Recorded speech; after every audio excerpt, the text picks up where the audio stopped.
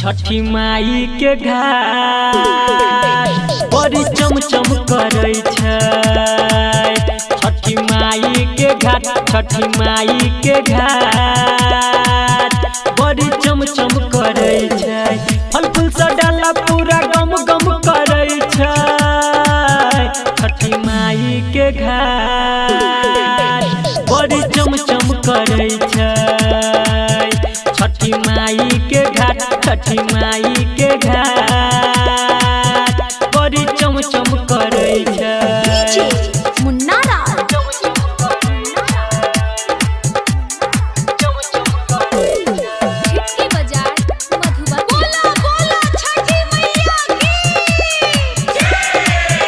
कोई पानी में ठार, कोई अर्घ दै छै, कोई हाथ जोड़ मैया के ध्यान धरे छै।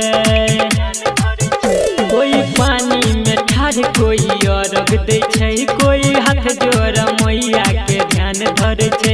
छठी मैया के पूजा में जे ध्यान लगाबे ओकर नैया बेरा पार छठी मैया कराबे।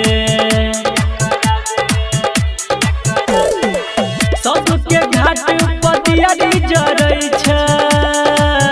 छठी माई के घाट बड़ी चमचम करे छै। छठी माई के घाट, छठी माई के घाट बड़ी चमचम करे छै।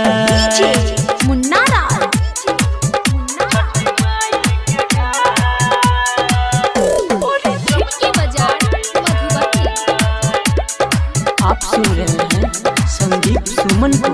बड़ी धूमधाम से करे यहाँ के पूजन, कष्ट हरियो माँ सबके कहे संदीप सुमन।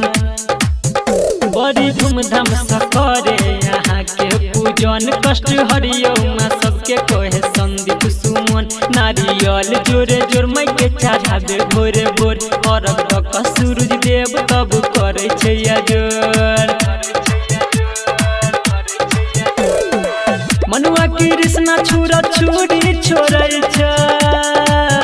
छठी माई के घाट बड़ी चमचम करे छै। छठी माई के घाट, छठी माई के घाट